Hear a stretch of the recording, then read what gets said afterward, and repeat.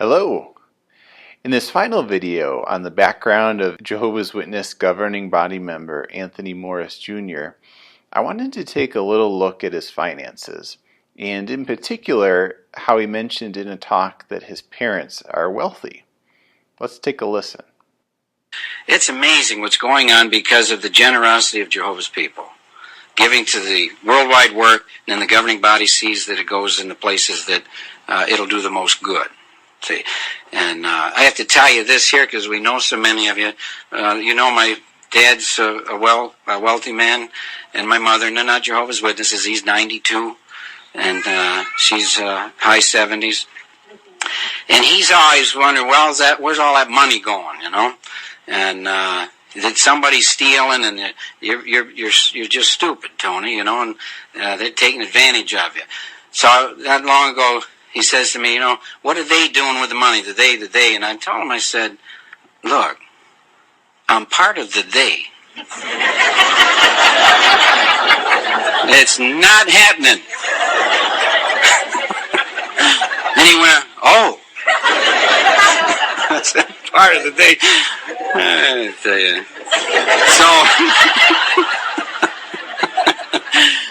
So I'll show you what I learned. I'm no expert on reading legal documents or things of that sort, but I'll lay it out for you and you can go from there. So to begin with, we know that Victor owned the Meadow Gardens bar restaurant up in Michigan, and I'm not really sure what happened with that, if he owned it for a long time or if he sold it when he shifted down to Florida. But once he was in Florida, there are a lot of real estate documents referring to houses and various properties that the Grasmicks bought and sold. And they bounced around. In Florida, they lived in 4 different counties as a couple. They tended to buy condos near country clubs. By 1980, we find that Victor was actually a director in a finance corporation down there. And so that's what we see here.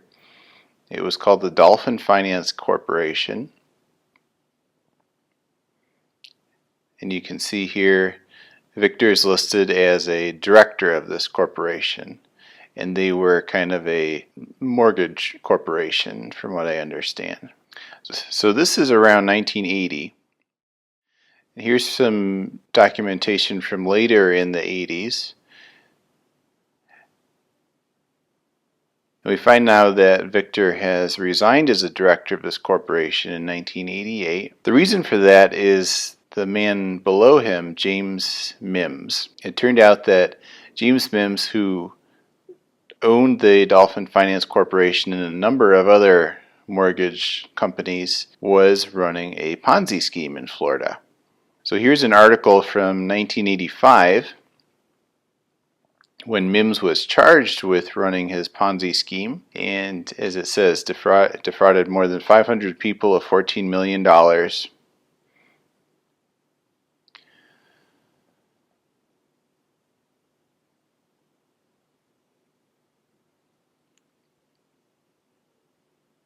And so many Florida residents ended up losing money in his Ponzi scheme. And finally, here's another article, a whole 3 years later before he was finally convicted, but he was convicted of fraud, received 3 years in prison, 38 years probation in order to repay his investors. And so as you look through the legal records that are available, again, very openly available records in the state of Florida, and you'll see Victor's name crop up a number of times in these mortgage lawsuits as a director of the Dolphin Finance Corporation. So here's an example of one here from 1991, 1992. And it seems to have been mostly lawsuits against mortgage companies trying to recover their money from the Ponzi scheme. And just to point out, I didn't see anything where Victor was implicated in the Ponzi scheme. James Mims was the only one that was eventually convicted for the whole thing.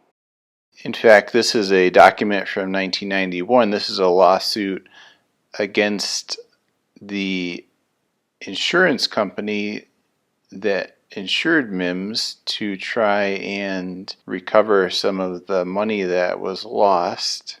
They were able to recover $800,000 from the insurance company. However, you can see how many people there were that would be receiving money from that settlement.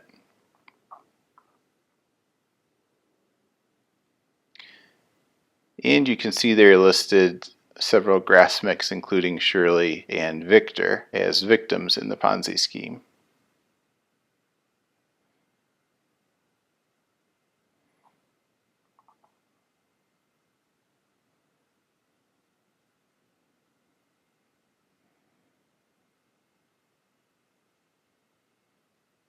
In 1990, we find the Grasmicks buying a house in Brooksville, Florida, and there's the address there. You recall in 2010, Victor died, and so this is Victor's will at that time.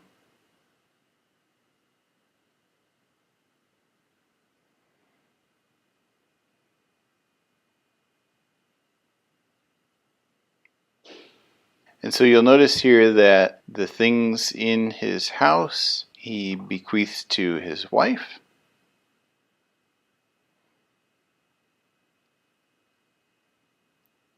And the remainder went into a trust that he had set up. The Victor H. Grasmick Restated Revocable Trust Agreement.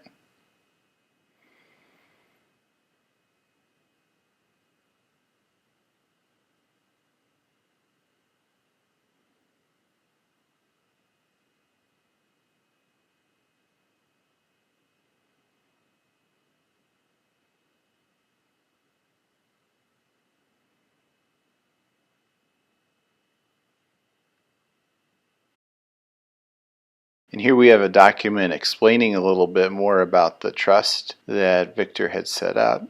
In a document that I didn't print it out, unfortunately, but the trust that he established divided his belongings between his wife, Shirley, and his daughter, Victoria. I believe, if I remember correctly, it was a 60-40 split, with 60% going to Shirley. So after Victor died in 2010, Shirley decided to sell the Brooksville house that she had been living in, and she bought a house closer to her sons. And so this is talking about the house being sold here for $160,000. And this is that house that she sold in 2011. So there's a photo of it. And here's the same house on Zillow. Just a little more information about it there.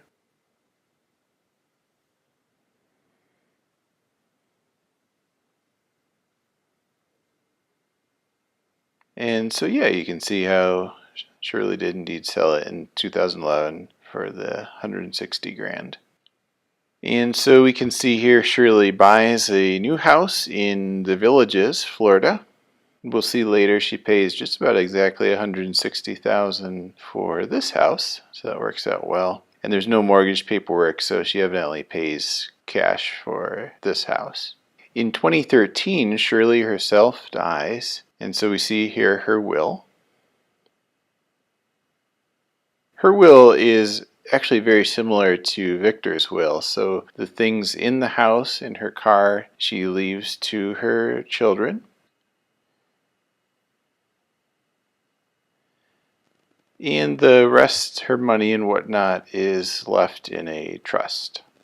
And so here's Shirley's trust paperwork.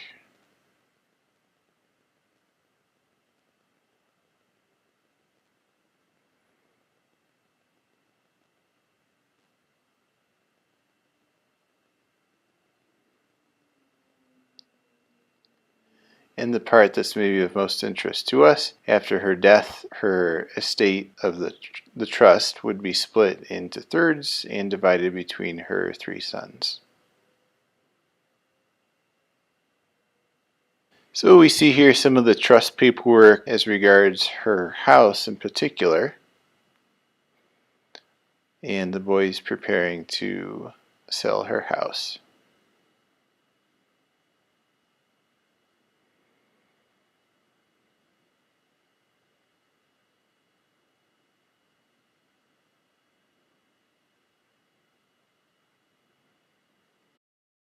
And so here we have a document that we looked at earlier because it was showing how Anthony signed his name as Anthony Morris Jr. when his brothers would see the paperwork. But now looking at what the document actually is, and again, I'm no expert, but if I'm understanding it correctly, the three brothers as a unit and as inheriting the trust of their mom Shirley, which owned the house, the three brothers sell the house to Ronald as an individual, and he buys it as a personal individual.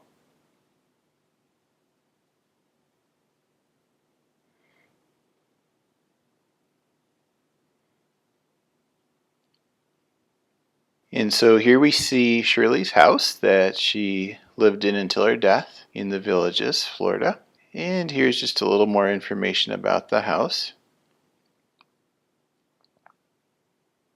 So you'll notice that Shirley bought it in 2011 for basically $160,000, which is what she sold her old house for. The three brothers, as a unit, sell the house to Ron for $106,000 in 2014 after Shirley's death. Ron kept the house for a few years and then sold it himself in 2017 for $225,000. So that worked out pretty well for Ron. So what can we say? Well, at the very least, in 2014, there was the price of the house sold, $100,000, and that money was divided between the three brothers, John, Ron, and Tony, in equal parts. So at the very least, we can say that in 2014, Tony inherited about $33,000 from his mom's estate. Now, Florida has no estate taxes, and they have no inheritance tax.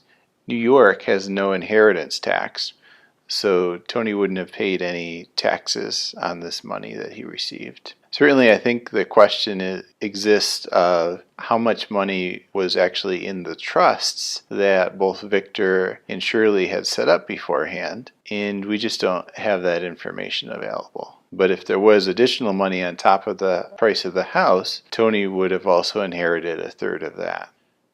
So thinking about how wealthy the Grasmicks might have been, when we look at Victor and Shirley's last house together, I don't think anyone would say it was an extravagant mansion. But on the other hand, they both grew up during the Great Depression, and I think many people from that era learned to be careful with their money. So their house might not reflect how much money they had in the bank. If we look at the boys, John and Ron, after they'd received their inheritances, neither one moved to a flashy beachfront property. In fact, each one lives today in a modest home very similar to Shirley's last house. In March of 2019, Tony was recorded buying over $800 of scotch at a liquor store, and there was a lot of concern from folks that since Bethelites only receive a small monthly stipend, I think it's still less than $200 a month, so he must have been spending contributions Jehovah's Witnesses had donated to the worldwide work on this expensive liquor.